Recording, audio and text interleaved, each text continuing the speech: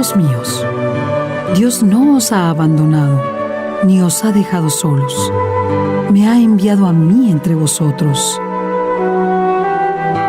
El triunfo de la Inmaculada. Dictados de Jesús Amarga. Escucha desde España a nuestros amigos y hermanos José Antonio Revuelta, Óscar Ibáñez, Marisa Páez, Ana Martín y muchos más. No te pierdas este milagro de amor. Martes, de 5 a 6 de la tarde, hora de México. Por Mundo Católico, construyendo la civilización del amor.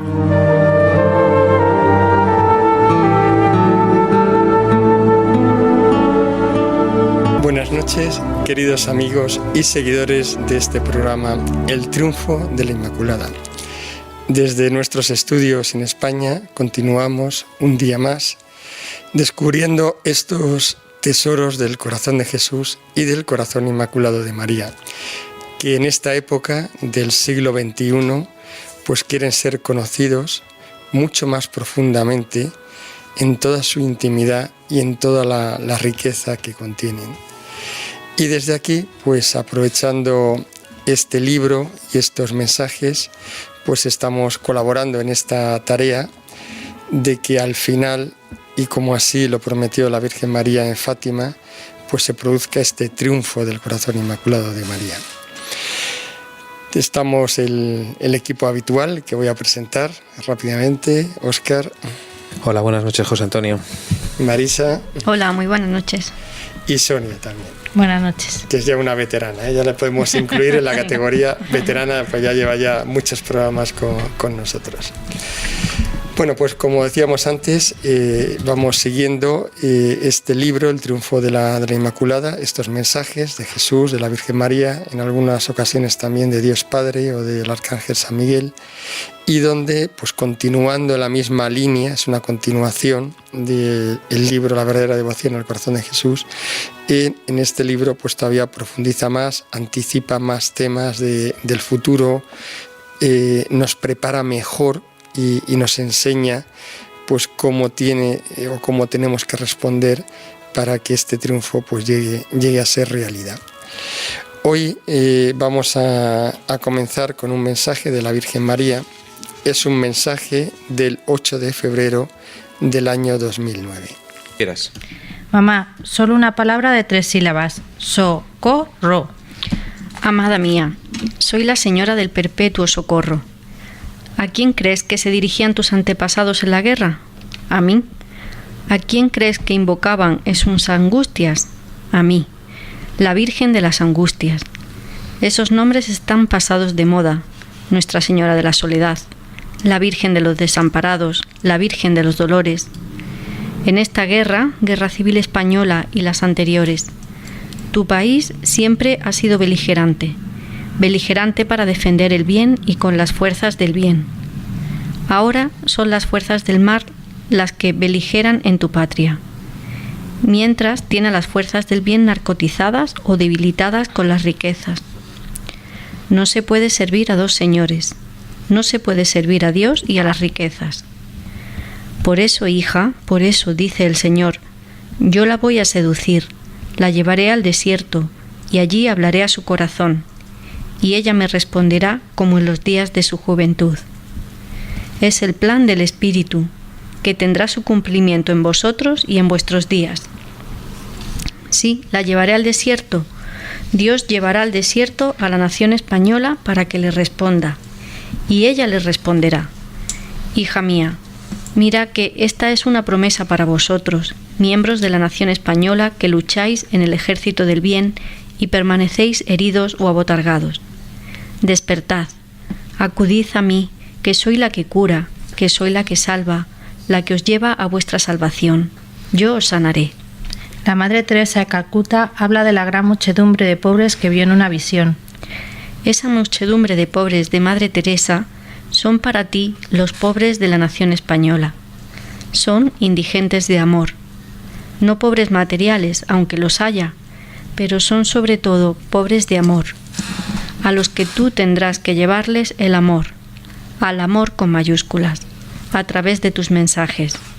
Sí, esa muchedumbre que tú veías hace tiempo ya en una de tus visiones, que tendían los brazos hacia ti, que sucumbían dentro de una maraña de suciedad y agua, riadas de pecado que les arrastraban y alzaban sus manos esperando ser rescatadas.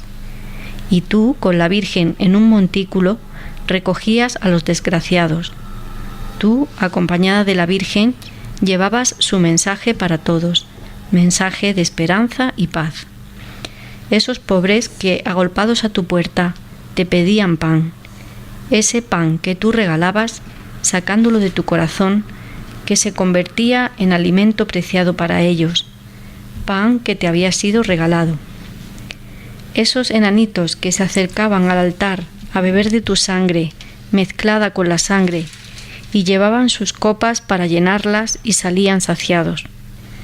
Esa gente que acudía a ti para buscar razones al no comprender la sinrazón que reina, que busca porqués, que busca el camino y no sabe cómo, no sabe qué pasa y qué hacer ahora.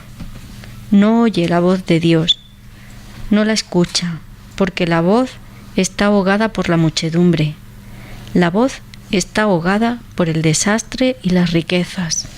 Gente que pierde sus cosas y no sabe encontrar a Dios porque la preocupación de conservarlas se lo impide, o la angustia de la pobreza, cuando siempre han sido ricos y vivido en la abundancia.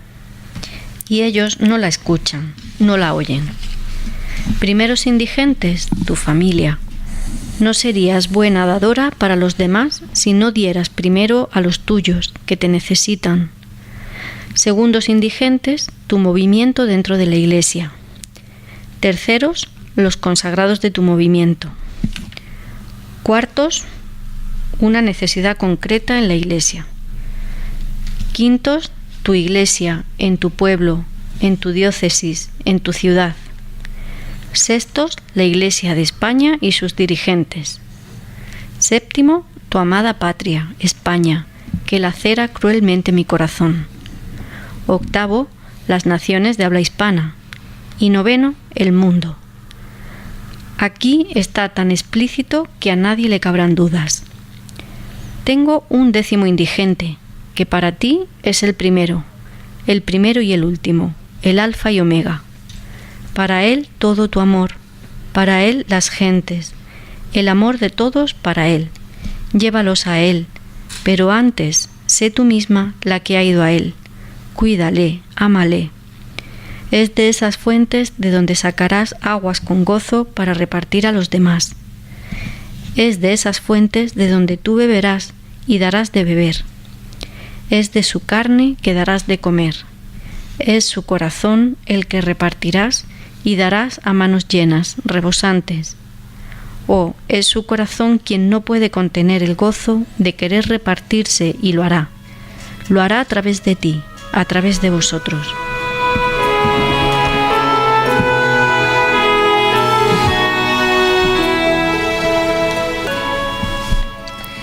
Hemos escuchado este gran mensaje apostólico de la Virgen María, donde le explica a Marga pues a quién tiene que dirigir su apostolado y cómo lo tiene que realizar. Y esto que le dice la Virgen a Marga, pues es para ella, pero también es para nosotros. En este libro, todo lo que se le dice a Marga, pues también aplica a nosotros. Y aquí la Virgen pues empieza hablando de quiénes son los pobres actuales, y que aunque haya pobres materiales, que los hay, pero realmente los más pobres son precisamente los que no tienen el amor de Dios en sus vidas. Son los que carecen de ese amor y aunque tengan mucho, les falta todo. Y esto pues es la gran contradicción y la gran confusión que tenemos en el mundo actual. Y es que en nuestro mundo, incluso los propios cristianos, porque estamos tan metidos en el mundo que desgraciadamente pues nuestro criterio, nuestra mente, nuestro pensamiento está muy acomodado al mundo. Y es que pues según nuestra visión del mundo, pues vemos a las personas pues con estos parámetros, ¿no? Con estos criterios, ¿no? La riqueza, los medios materiales, y pensamos que aquellos que tienen pues todo esto pues son los más felices, o deberían ser los más felices, los que tienen esta libertad para hacer lo que quieren. Todo esto pues es lo que el mundo piensa que es lo que hace a las personas felices. Y claro, nos falta y hemos perdido totalmente esta visión sobrenatural, que es lo que la Virgen nos viene a recordar. Y nos lo dice con estas imágenes, ¿no? Imágenes muy fuertes, o sea, que realmente para que espabilemos y despertemos, ¿no? Estas imágenes, se ve que en algún otro momento, pues Marga vio todas esas visiones y a la Virgen se las va recordando y les va diciendo, ¿no? Cómo pues esas riadas de suciedad, de pecado, ¿no? Donde se van ahogando, y esas manos que se levantan, ¿no? pidiendo ayuda. Y entonces le muestra pues eso, la realidad sobrenatural, que es la verdadera realidad. Eso no se nos tiene que olvidar nunca. La auténtica realidad es la sobrenatural, no la que nosotros vemos con nuestros ojos materiales, sino... Entonces, ¿cuál es la visión sobrenatural? Lo que ve la Virgen, que es la real. Pues lo que, si queremos ver, veríamos en nuestra sociedad y en las personas que nos rodean.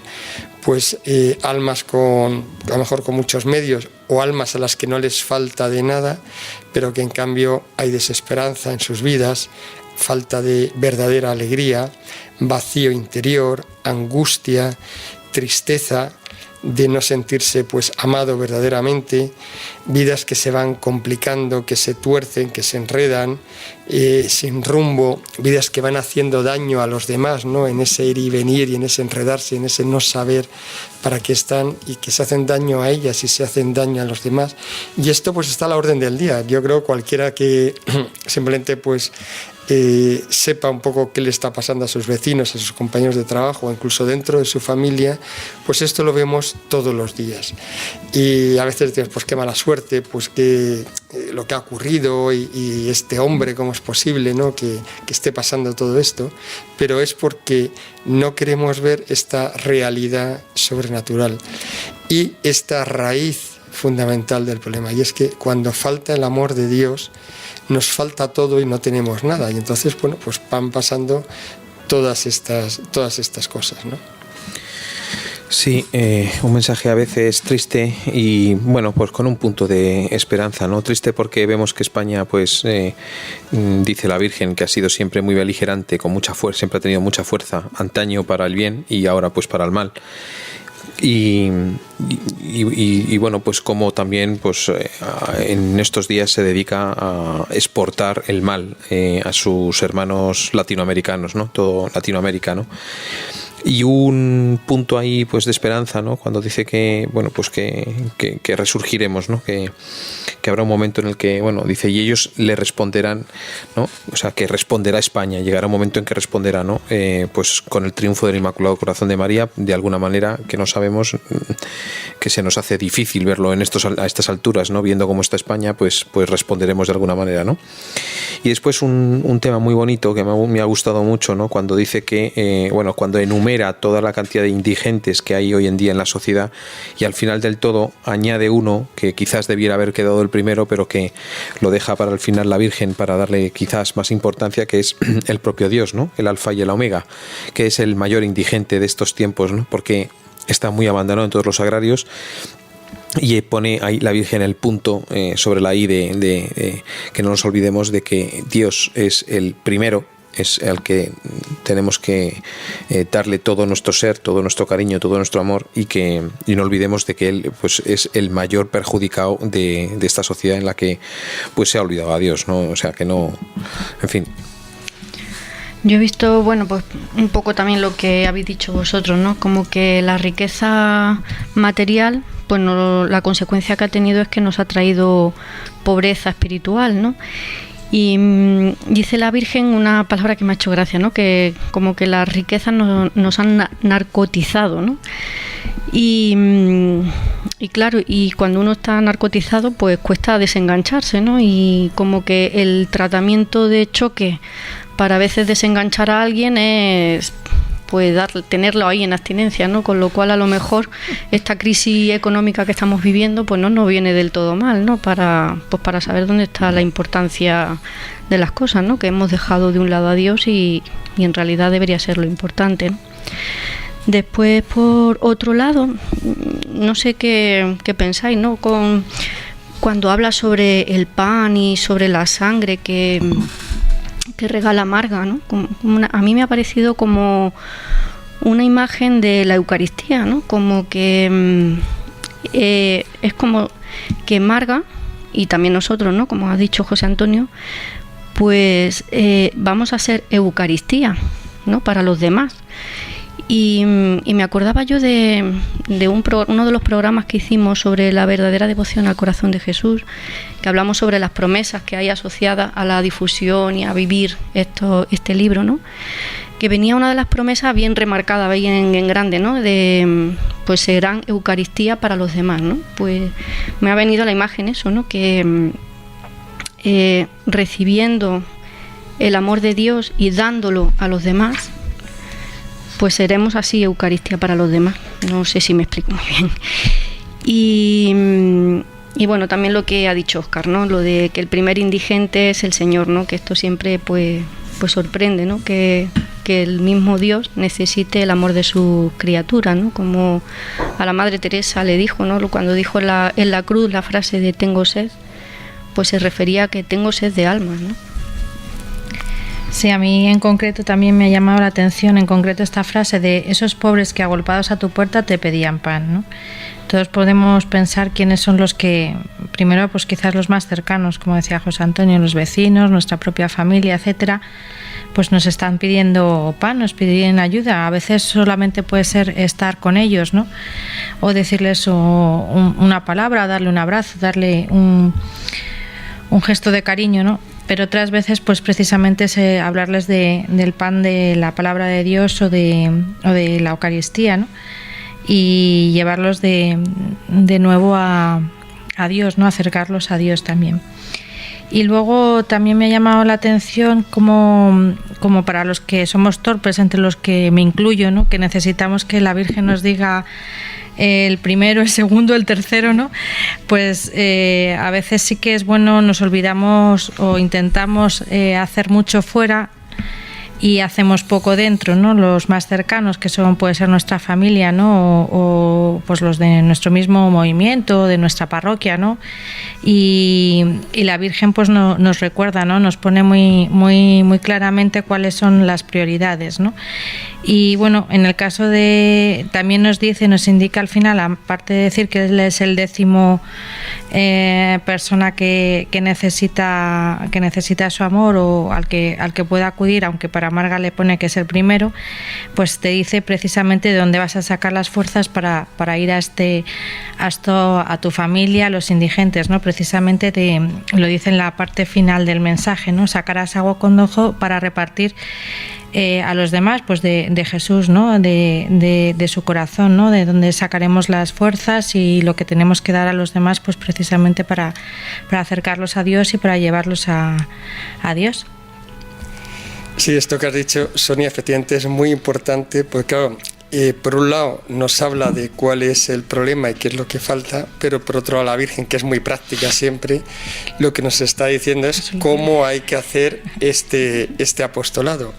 Y cómo hay que hacerlo no es ni yendo nosotros ni con nuestras fuerzas, sino presente lo que dice clarísimamente es esto, que hay que hacerlo llenándonos de Jesús y luego llevando a Jesús y llevándoles, que yo coincido plenamente con lo que habéis dicho. O sea, aquí yo creo que hay una alusión clarísima a la Eucaristía, o sea, que les tenemos que llevar y esto el agua viva también, a la confesión. O sea, yo creo que está diciendo claramente que les llevemos a las fuentes de agua viva, a la confesión, y luego a alimentarse al pan y a su carne, que les demos de su carne y de su pan, que es decir, llevarles a la Eucaristía para que realmente puedan vivir y puedan encontrar el amor, porque el amor de Dios, claro, tienes que entrar en el estado de gracia para que Dios pueda entrar en ti.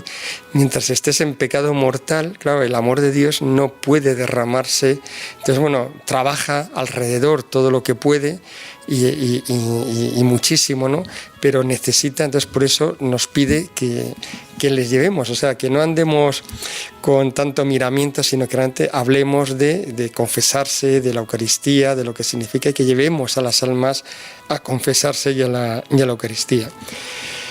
Y luego, por cerrar ya el tema de las prioridades apostólicas, que también es muy importante, que lo has comentado tú también, Sonia, y es efectivamente, porque claro, aquí el riesgo es que pues empecemos a divagar, empecemos a irnos allí por las grandes aventuras apostólicas, pero que nos queda muy lejos, y entonces al final todo se termina diluyendo. Entonces, esto siempre ha sido así, en el Evangelio también aparece así, o sea que nuestra actividad apostólica tiene que ser en los prójimos, o sea, aquellos que tenemos cerca, y ese cerca pues va desde vecinos, compañeros de trabajo, familias.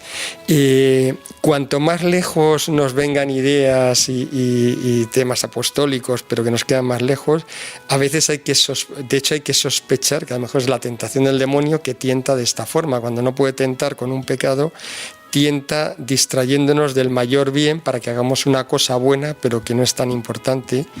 Me viene a la memoria, me estoy acordando ahora, una persona.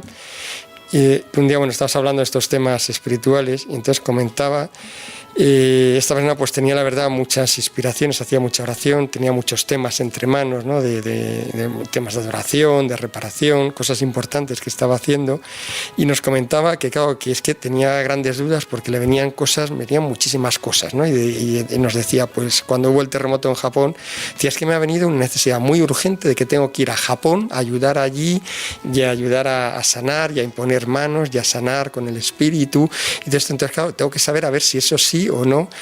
Y claro, pues este es un caso clarísimo de tentación del demonio, que es decir, esta señora estaba haciendo aquí un trabajo importantísimo y lo que quería el demonio era distraerla, enviarla ya a Japón lo más lejos posible para que estuviera distraída un bastante tiempo sin hacer lo que tenía que hacer. Bueno, pues esto tienes que tenerlo muy presente, y que muchas veces lo que nos cuesta más, claro, el que tenemos al lado, y empezando a nuestros propios hijos, que a veces también pues es lo que nos da más trabajo y donde hay que ser más perseverantes y más firmes, pero por ahí es por donde de lo que nos van a pedir cuenta realmente, y nos va a decir el Señor, oye, ahí te puse las almas delante de ti, ¿qué hiciste con ellas, ¿no? Les llevaste y les diste el agua, les diste el pan, les diste mi carne, y de eso sí que nos tenemos que examinar muy profundamente, porque es que esa es nuestra misión y esa la tenemos todos. O sea, esto no es para Marga, esto es para todos, y aquí entramos todos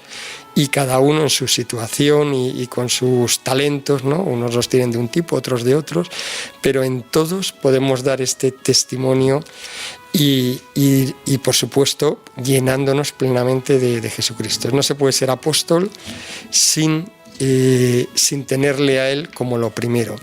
Y hecho esto, lo otro es que viene solo, ¿no? Bueno, pues vamos a seguir con el siguiente mensaje. Este ya es de Jesús y es del 5 de marzo del año 2009. Jesús quiere que esté caminando con él por una playa. Es como un abrigo de una playa, enfrente de un poblado. Se puede pasear por la arena. Es una noche de luna, muy agradable, ideal para las confidencias. Nuestras pisadas quedan en la arena. Siento, a ratos, la sensación que tenía cuando estaba en Medjugorje, de una gran paz, una armonía con la naturaleza. Como si de la naturaleza emanara paz, como creación de Dios, amor para nosotros. Como si la naturaleza no fuera como esta que contemplamos, sino preludio de una naturaleza futura ya redimida. Cuando llegue el reino de Dios en la tierra. Ha venido el reino de Dios a vosotros, preparaos, pues el reino de Dios ha llegado. Con Cristo vino el reino de Dios a los hombres. Lo que pasa es que aún no ha tenido su final cumplimiento. Vosotros veréis el reino de Dios, para eso os preparo. Conmigo empezó ese reino, con vosotros se termina. La creación entera sufre dolores de parto y está como en proceso de alumbramiento. Toda la creación se retuerce de dolor. Este parto es largo y al final grita con terribles dolores, anunciando el nacimiento del reino. Parto doloroso. Es doloroso, pero culmina en el gran gozo de la parusía, mi segunda venida. ¿Cómo es que me dices a mí esto? ¿Cómo tengo ese honor? Te lo digo a ti porque quiero, y es mi deseo manifestar mi honor a los humildes, para que ellos lo den al resto. ¿Sabes, hija, qué será que la creación entera grite con terribles dolores de parto? Será el cataclismo. Graves cataclismos que se llevarán por delante muchas obras consideradas de arte. Se llevarán por delante vidas humanas y todo volverá a renovarse, volverá a nacer. Preludio de esa naturaleza es Medjugorje, cuando tú estás conmigo como ahora. Alguien desde el poblado me llama Marga. Hija mía, llévales a un conocimiento de mí, pero un conocimiento no teórico, sino práctico, que ellos conmigo puedan darse paseos por el lago. Ah, es el lago de Cafarnaún. Sí, puedan hacerme y recibir mis confidencias como a ti, mi Margarita, conmigo como la principal, de mi mano por el lago, como tú. Diles cómo acceder a mí. Diles que yo no soy un artífice complicado, sino que soy el esposo tierno y amoroso, soy el padre bueno y cariñoso, el hermano atento y amoroso, el amigo fiel y entrañable, aquel que nunca falla, que nunca reprocha, que siempre perdona. Que se acerquen a mí con confianza. La confianza es la llave que abre todos los cerrojos de mi corazón. Dile que estas confidencias no son solo para ti y que yo he querido compartirlas con ellos. A ellos te envío y te sacrifico para que veas cómo les amo. ¿Quieres montarte conmigo en la barca y salir a pescar? Pescaremos juntos y traeremos muchos peces a la barca del Creador. Gloria al Padre, al Hijo y al Espíritu. Montada encima de la barca conmigo, echaremos las redes a la diestra y a la siniestra y pescaremos para Dios. Gloria al Padre, al Hijo y al Espíritu Santo. Amén.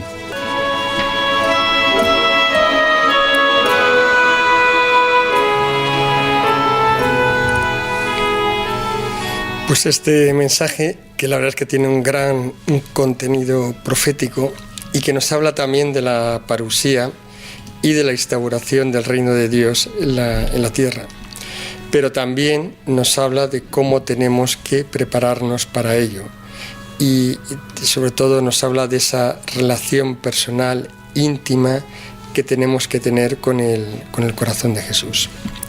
Y es que Jesús pues insiste a lo largo de estos libros.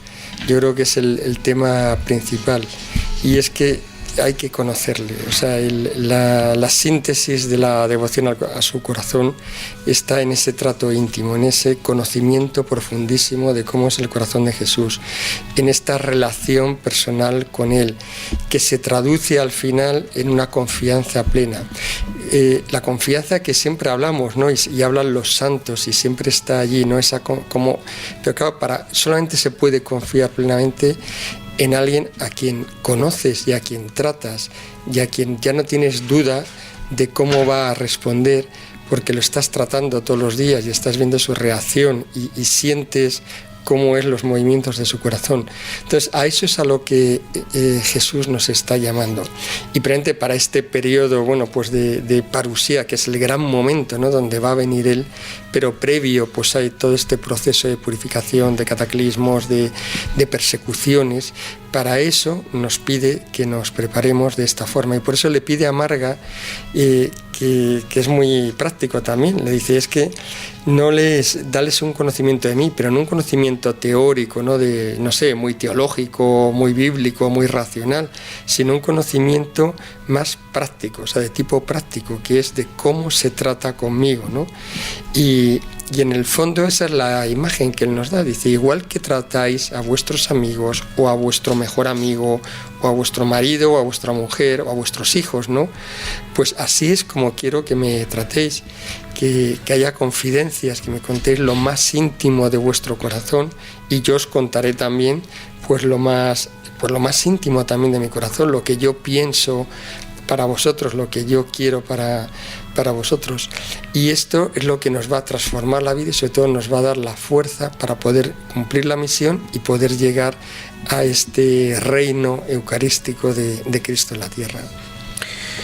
A mí me recordaba este mensaje un poco al episodio del Arca de Noé en la Biblia, ¿no? Porque da la sensación de que va a ser algo muy parecido al Arca de Noé. Llegará un momento, ¿no? Como decía la Escritura, dice, comían, bebían y no sabían lo que se les venía encima. Pues me da la sensación de que va a ser algo así, ¿no? Pero bueno, será sufrimiento, es probable que tengamos que sufrir todos, por supuesto, mucho, incluso morir, ¿no? Y bueno, pues incluso morir pues en sufragio de lo que hoy en día supone para el corazón de Jesús pues este mundo loco que no hace más que ofenderle, ¿no? Pero bueno, será muy bonito, ¿no? Porque al final también, como en el anterior mensaje, tiene como la parte negativa y la parte positiva, ¿no? Que al final pues renacerá, y ver esa naturaleza en armonía pues tiene que ser una maravilla, ¿no? A mí me ha llamado la atención pues que esa intimidad que tiene Jesús con Marga, pues que a veces pensamos que es algo que ella tiene en exclusiva, ¿no? Pues que no, que Jesús la quiere tener también con nosotros, ¿no? Y me ha llamado la atención, la verdad. Y yo creo que a lo mejor pues en la Eucaristía y eso es donde a lo mejor podemos sentir más esa intimidad, ¿no? con el Señor.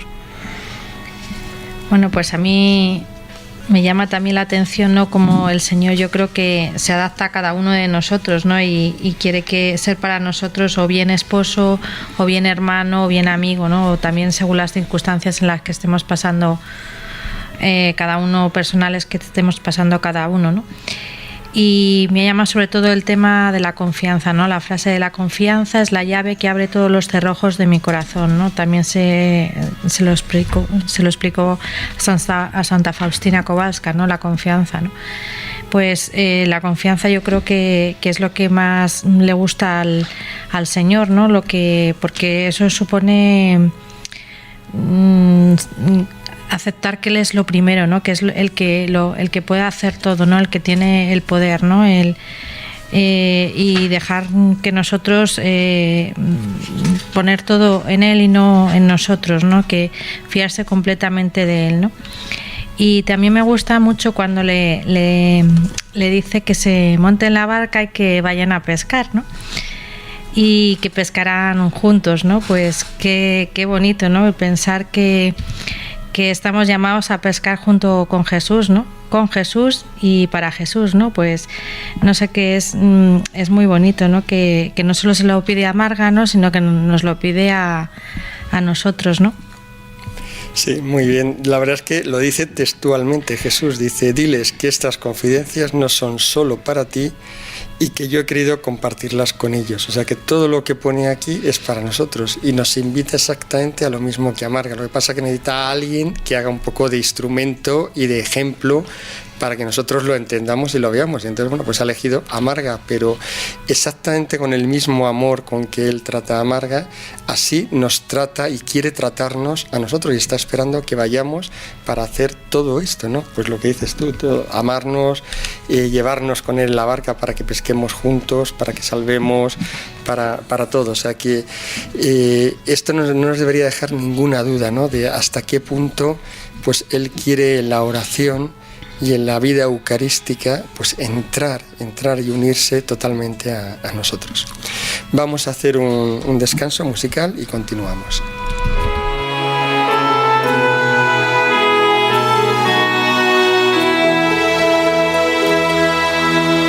Lijepo je znati da si uvijek tu, mati je mati u dobru i zlu. Lijepo je znati poslije povratka mog, čeka me osmijeh lica majčinog. Lijepo je znati da si uvijek tu, da čuješ moju tihu molitvu. Lijepo je znati poslije povratka mog, čeka me zaklon krila majčinog. Lijepo je znati da si uvijek tu, u kraljevstvu mira, u Međugorju, vječno te slavi sa nebeski dvor, kraljice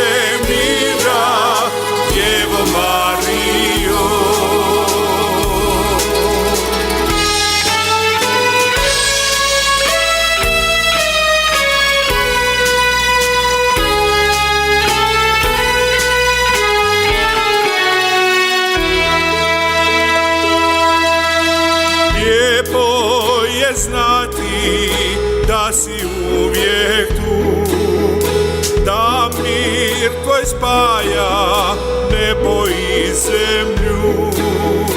Milijuni ljudi još će tebi doć, u molitvi s tobom Isusu će poć. Lijepo je znači da si uvijek tu, u kraljevstvu mira, u Međugorju. Vječno te slavi za nebeski dvor, kraljice mira, Djevo Marijo. Lijepo je znati da si uvijek tu, u kraljevstvu mira, u Međugorju. Vječno te slavi za nebeski dvor, kraljice mira, Djevo Marijo.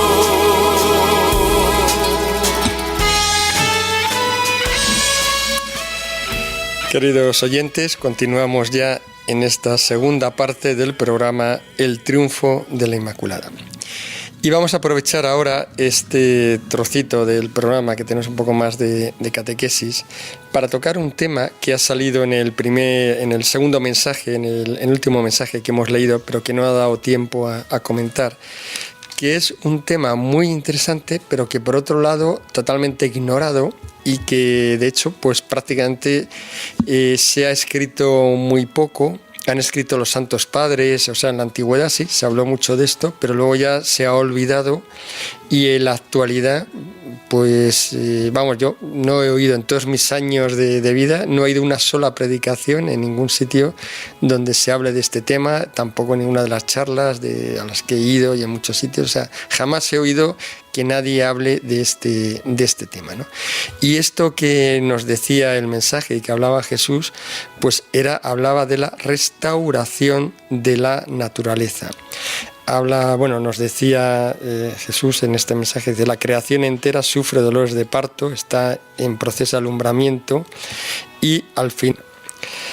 Bueno, pues este es un tema que está totalmente explicado y que aparece muchísimo en la Escritura. O sea, que esto no es algo que nos inventemos o que sea algo que ha aparecido en este mensaje, ¿no? Lo que hace aquí Jesús simplemente es recoger, de hecho, muchas de las frases que hay aquí en este mensaje son frases de la Escritura, o sea, que realmente está utilizando incluso textos bíblicos para hablar de este tema. Entonces vamos a aprovechar un poco, pues para, así brevemente, pues esto daría para una conferencia así completa, pero vamos simplemente por lo menos a recoger desde el punto de vista de la Escritura, pues una serie de citas donde va tocando este tema para entender un poco a qué se está refiriendo aquí el Señor cuando ha tocado este tema, ¿no? de la naturaleza y de este parto, ¿no? que tiene que sufrir, ¿no? Entonces, por ejemplo, San Pablo toca bastante, ¿no? O habla en varias ocasiones de este aspecto, ¿no? de la naturaleza caída. Y lo que viene a decir es que pues efectivamente se produce. ¿Por qué la naturaleza está caída o está herida? Pues cuando se produce la creación original, tanto el hombre como la naturaleza, el hombre está sin pecado original, está lleno de dones naturales, preternaturales, esa relación íntima con Dios que tenía, y la naturaleza está plenamente sujeta al hombre y está perfecta, tal como Dios quería crearla, y además sujeta al servicio del hombre, donde el rey es rey de la naturaleza y Dios le entrega al mundo con toda su naturaleza y toda la creación para que el hombre trabaje en ella, lo domine, lo haga crecer y dé gloria a Dios pues a través de ese trabajo que el hombre va a realizar en la naturaleza, ¿no? Un poco, pues si recordamos las narraciones del Génesis, pues por ejemplo los animales no atacaban al hombre, ¿no? Vivían en plena sumisión, en plena armonía. Igual seguro que en ese paraíso, en el paraíso terrenal, seguro que no había ni terremotos, ni tormentas, ni cosas que pudieran pues hacer daño al hombre. Por tanto, era una naturaleza distinta, perfecta, en plena armonía con el hombre. ¿Qué ocurre? Cuando se produce el pecado original que destruye pues toda esta creación sobrenatural que había en el hombre y le hace reo pues de muerte, realmente introduce la muerte en el hombre, que su naturaleza quede caída, que le impide la entrada en el cielo, que rompe el vínculo de la gracia con Dios. Pero eso también afecta a la naturaleza, porque al final la naturaleza que estaba al servicio del hombre, el hombre al quedar caído, hace que también la naturaleza caiga. Y por eso, y esto lo dice lo va diciendo la Escritura, ¿no? En distintos sitios. Por ejemplo, San Pablo dice, cuando habla en Romanos, por ejemplo, en el capítulo 8, va tocando este tema, ¿no? Pues San Pablo dice que la creación desea vivamente la revelación de los hijos de Dios. Habla de la esperanza de ser liberada de la servidumbre de la corrupción. Dice, pues sabemos que la creación entera gime hasta el presente y sufre dolores de parto. O sea, que la creación es como si efectivamente hubiera caído también, esclavizada, y estuviera deseando que se produzca la liberación del hombre para a su vez ella también poder ser liberada, ¿no? Y lo pone con esta imagen, ¿no? de gemir y dolores de parto, que es lo mismo que utiliza previamente Jesús también en este mensaje, ¿no? Por tanto, quiere decir que la medida que se vuelva a instaurar la plenitud del reino de Cristo en la tierra, la naturaleza va también a sufrir una restauración. Y aquí, para entenderlo bien, no se trata de que la naturaleza vaya a ser destruida, ¿no? y que quede solo lo sobrenatural, sino que realmente la propia creación material va a ser transformada, eso sí, de una forma extraordinaria y sobrenatural además. O sea que esto no va a ser una evolución tipo Darwin y cosas de estas, ¿no?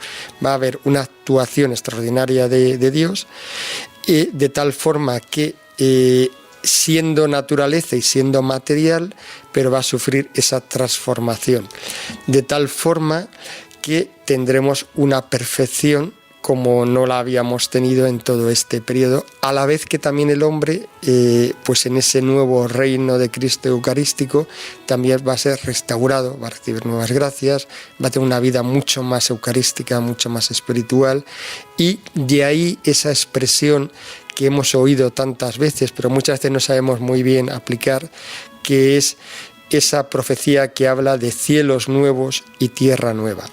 Y aquí es que lo dice muy concreto, o sea, no se trata de una, llamémosle, una metáfora hablando de la eternidad y de cuando estás en la eternidad, no, habla de cielos nuevos y tierra nueva.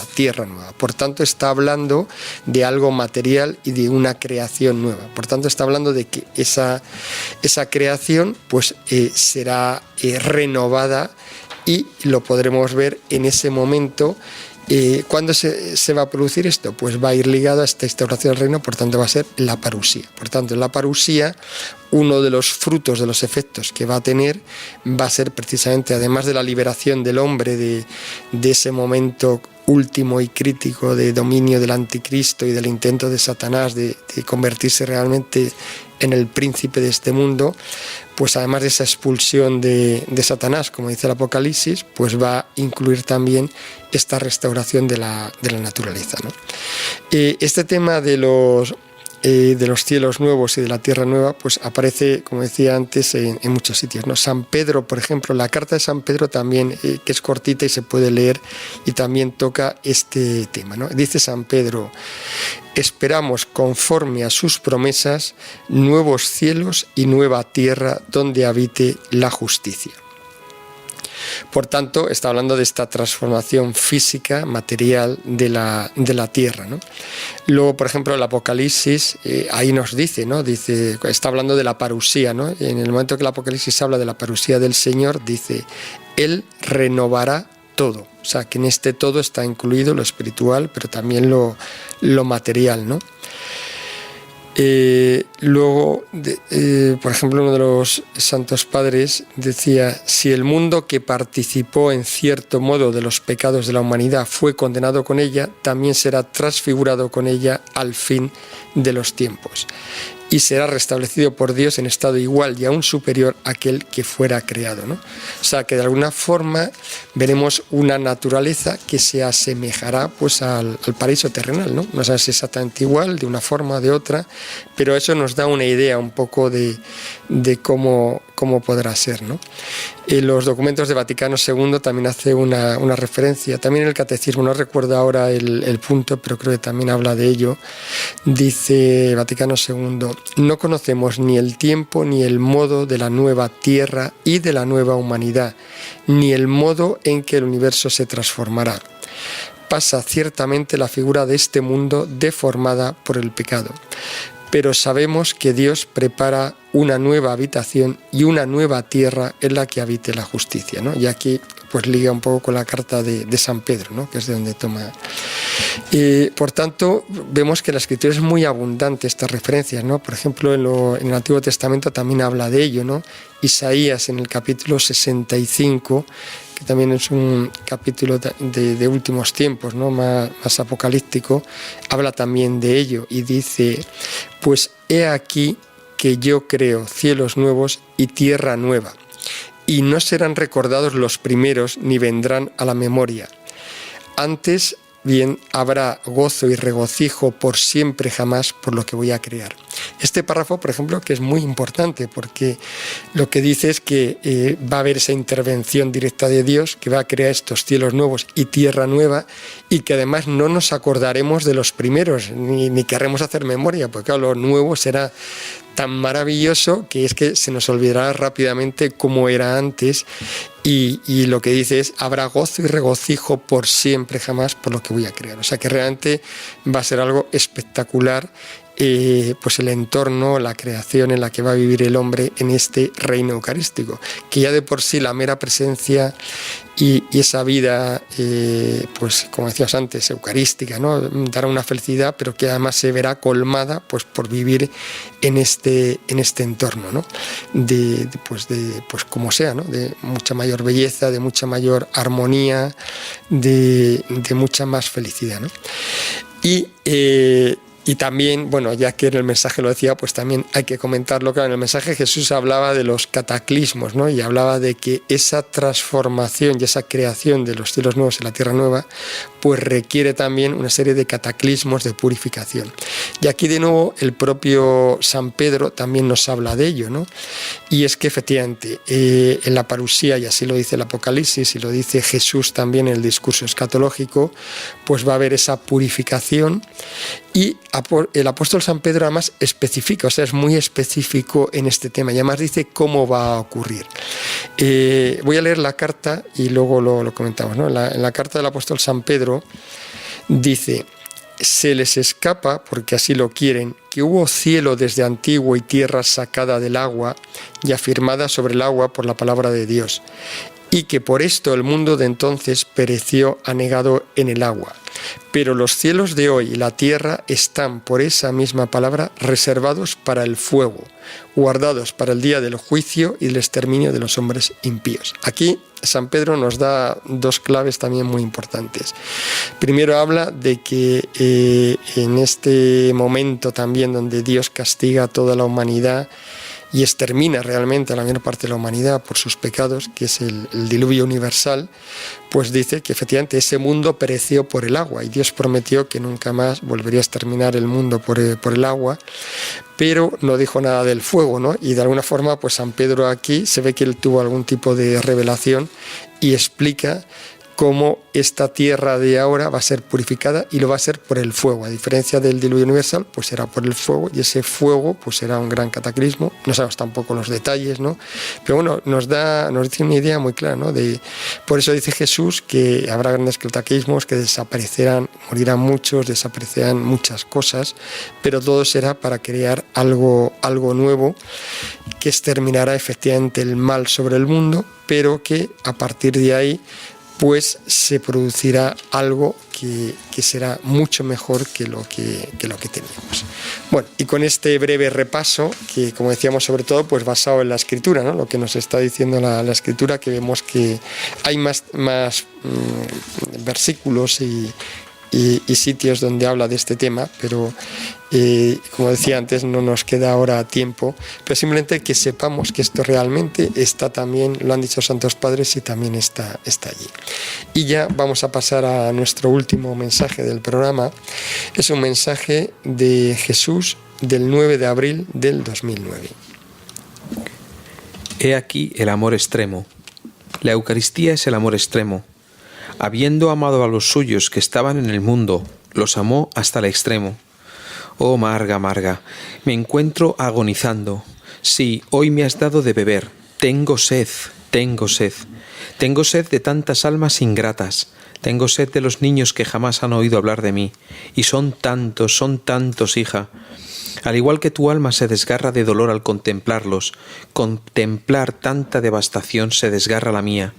A Jesús no le agradan esas Semanas Santas folclóricas, donde mi muerte es una fiesta y mi resurrección un luto. Si te alegras tanto con mi muerte, ¿para dónde le dejas el gozo de mi resurrección? ¿Para cuándo? Oh, Marga, Marga, Marga, tengo sed, tengo sed, tengo sed de almas. Dadme almas, dadme almas. Mi ser se hizo hombre solo para tener sed humana, infinita de vuestro amor. Dios tiene sed de tu amor, pero tiene sed de hombre y sed de Dios. Oh hija, ¿comprenderéis esto?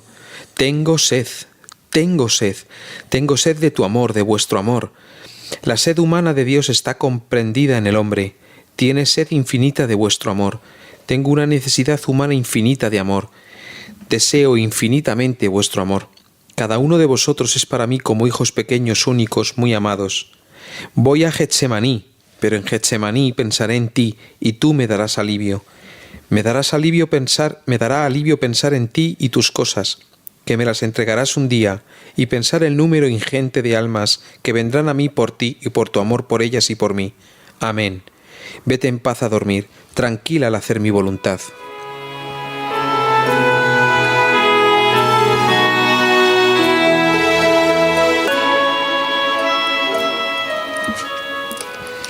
Pues hemos escuchado este mensaje bellísimo, por otro lado, y plenamente eucarístico, y que bueno, lógico también, porque justo este día, 9 de abril del 2009, pues coincidía con que era el Jueves Santo. Por tanto, bueno, pues día de la institución de la Eucaristía, día del amor extremo, ¿no? De nos amó hasta el extremo, como dice el inicio del mensaje.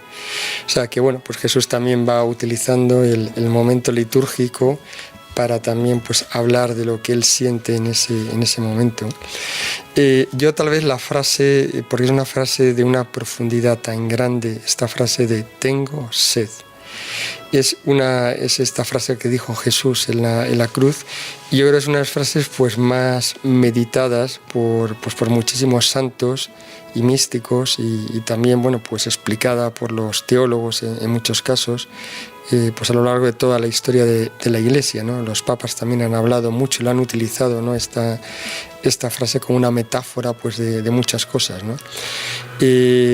Lógicamente pues todos entendemos que esta sed es una sed mística, ¿no? Una sed de amor, una sed sobrenatural de Jesús que le quema el corazón, y es sed de almas, ¿no? Sed de amor. Recuerdo la Beata Teresa de Calcuta, por ejemplo, ella tuvo en su inicio de la misión, dentro de la misión, como ella decía, ¿no? De la fundación de las Hermanas de la Misericordia, luego prácticamente no volvió a tener visiones, pero hubo un momento, pasados ya 20 y tantos años o 30 años, no recuerdo muy bien, donde ella sí tuvo una nueva visión de Jesucristo, ¿no? En esa soledad total que la dejó el Señor todos estos años, ¿no? Sin ningún consuelo, pero pasados 20 y tantos años hubo un momento que sí el Señor, y la verdad es que es tremendo, porque precisamente el Señor se le aparece, se le muestra, y y lo que le dice es: tengo sed, o sea, como diciéndole, todavía no estoy, o sea, has trabajado inmensamente, has hecho todo lo que había hecho ya en ese momento ya la Beata Teresa de Calcuta, pero de nuevo le voy a decir: tengo sed, o sea, como diciéndole, sigue y tráeme más almas, que todavía sigo teniendo sed. O sea, que esto es algo muy profundo, profundísimo, y esto está muy conectado pues con el corazón de Jesús. Es como la intimidad de su corazón, y por tanto en la devoción al corazón de Jesús esta frase nos tiene como que resonar muy profundamente, ¿no? Y esto al final pues es así, o sea, es simplemente que si queremos realmente tener ese verdadero amor al corazón de Jesús, tenemos que hacer esa frase, la tenemos que hacer nuestra, la tenemos que hacer propia. Y si Jesús tiene sed de las almas, nosotros también tenemos que tener sed de las almas. Y por tanto, pues tenemos que entregarnos plenamente, pues con más ardor, con más entusiasmo, con más esfuerzo, a esta tarea de socorrer al indigente, como nos decía la Virgen María en el mensaje anterior, y de llevar las almas a Jesús, llevarlas a Jesús sin descanso, sin desmayo, con todos los esfuerzos que sea necesario, y poniendo todo el amor para que esta sed pues pueda ser saciada. A mí hay una frase que me encanta en este mensaje, que me ha ayudado mucho, ¿no? Porque siempre pienso yo en esto, ¿no? Hay un momento en el que Jesús dice: voy a Getsemaní, pero en Getsemaní pensaré en ti y tú me darás alivio. Esta frase, que se dice así muy rápido, tiene una profundidad tremenda, ¿no? Porque sabemos que la Eucaristía, el momento de la institución de la Eucaristía y en general toda la pasión de Jesucristo se recuerda, no solamente se recuerda, sino que durante la celebración de la misa y en el momento de la celebración de la Eucaristía es un memorial, es decir, memorial significa que se está volviendo a reproducir, es decir, que volvemos, es como si estuviéramos allí, ¿no? Y a mí me ha ayudado siempre pensar que mi pecado sí ha crucificado a Jesucristo, pero que también le puedo ayudar en ese momento de dolor terrible que muchos místicos y muchos teólogos han venido a decir que es el peor momento de la pasión de Jesucristo, el momento de la oración en Getsemaní, en el huerto de los olivos. Pues me gusta pensar que en ese momento podemos, como es un memorial, como en realidad lo que estamos se vuelve a reproducir, y como sabemos que Jesús se acordó de todos y cada uno de nosotros, no solamente de las personas que habían pasado en ese momento, sino también de las futuras, de los pecados futuros, y también de las personas que le tendrían amor por todas las generaciones para el futuro, pues es muy bonito pensar que uno puede ayudar a Jesús, no a toro pasado, sino realmente ayudar a Jesús en ese momento de la agonía en el huerto de los olivos, tan solo pues pensando en él, queriéndole y amándole, ¿no? A mí me ha llamado la atención pues cómo a Jesús no le agrada cómo se vive últimamente la Semana Santa, ¿no? Antes, hace muchos años, ¿no? Pues la Semana Santa la gente no salía de viaje, ¿no? Era una semana de estar en recogimiento, en familia, pues viviendo de verdad los misterios, ¿no? De la pasión. Y sin embargo ahora todo el mundo pues aprovecha para ir a la playa, para esquiar, para lo que sea, ¿no? Y olvidarse del Señor, ¿no? Y como Él dice que no le gusta, no le agrada eso, ¿no? Que vivamos la Semana Santa sin Él, ¿no? Y habla de las Semanas Santas folclóricas, ¿no? También me acuerdo que hay mucha gente, ¿no? Que sí que vive la Semana Santa con las procesiones, con las imágenes, pero se quedan ahí, no van luego a lo mejor a lo que dice Óscar, por ejemplo, a la Eucaristía. O sea, que eso deja de ser imagen, eso es que está realmente pasando, ¿no? Hacemos como un viaje en el espacio y en el tiempo y nos plantamos en el momento de la consagración en el mismo Calvario y estamos viendo allí a Jesús muriendo por nosotros. Así que, bueno, me quedo con esa reflexión. Sí, yo, bueno, añadir a lo de tengo sed, ¿no?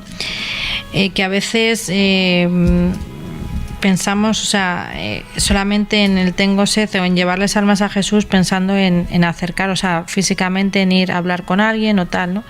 Pero también muchas personas pueden que estén postradas en una cama o en en una enfermedad o estén en un momento determinado en una enfermedad que será pasajera, ¿no? Es cuestión de reposo, tal, pues puedes también ayudarle a Jesús a llevar la cruz, ¿no? Y a darle almas, ¿no? Sufriendo y acompañándole, ¿no? Me acuerdo, no sé si también en algún mensaje también Jesús habla que podemos trasladarnos a una adoración, ¿no? A verle expuesto en la custodia, ¿no? Y acompañarle, pues cuando estemos en casa en estas circunstancias, pues también podemos salvar almas si estamos salvando almas, ¿no? Y también pues me llama también la atención mucho esto que dice Jesús, que la muerte de Jesús es una fiesta y la resurrección un luto, ¿no? Porque parece que a veces vivimos que Jesús, los cristianos, ¿no? Sigue muerto y no lo vemos como que ha resucitado, ¿no? Que está entre nosotros y que es un Dios de vivos, no de muertos, ¿no? Y no sé, que deberíamos vivir la vida como realmente resucitados, ¿no? Porque para eso ha venido Él al mundo, si no su muerte no hubiera tenido ningún sentido, ¿no? También su amor es extremo en la resurrección. Sí, ya para terminar, pues ya nos queda tiempo. Yo únicamente un último matiz que también me ha impresionado mucho. Dice: mi ser se hizo hombre solo para tener sed humana infinita de vuestro amor. O sea, que es impresionante también esa encarnación que él ha querido tener para que en su corazón humano poder tener sed de nosotros, sed de nuestro amor, pero un amor además infinito. O sea, que es realmente en él, por su naturaleza humana, también hay esa necesidad humana, pero infinita de nuestro amor. O sea, que ese corazón humano de Jesús necesita de nuestro amor humano, y así lo ha querido él, y así nos lo presenta. Es que no se nos puede olvidar esa necesidad continua, ardiente que tiene Jesús de nuestro amor. Y eso nos tiene que movilizar totalmente, no toda nuestra persona, todo nuestro ser. Primero a nosotros mismos para dárselo, pero luego para llevarle todas las almas que podamos. Pues ya no nos queda más tiempo, vamos a finalizar, no sin antes avisar de cómo se puede conseguir este maravilloso libro, ¿no? Con ya solo un mensaje de estos, pues es un valor infinito, ¿no? En lo que puede ayudar en el crecimiento espiritual. O sea, que todo el libro pues es todo un gran tesoro. Y Marisol, si nos recuerdas un poco cómo conseguirlo. Sí, pues la dirección de correo electrónico es sagradocorazonmexico@gmail.com, sagradocorazonmexico@gmail.com. También podéis llamar al número de teléfono 55 11 45 57. 55 11 45 57. Y también lo tenéis en la librería Sanborns. Pues nos despedimos y hasta el siguiente programa.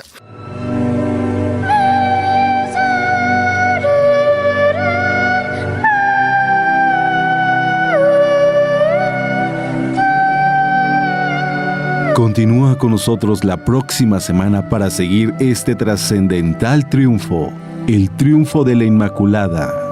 Martes de 5 a 6 de la tarde, hora de México, aquí por Mundo Católico, construyendo la civilización del amor.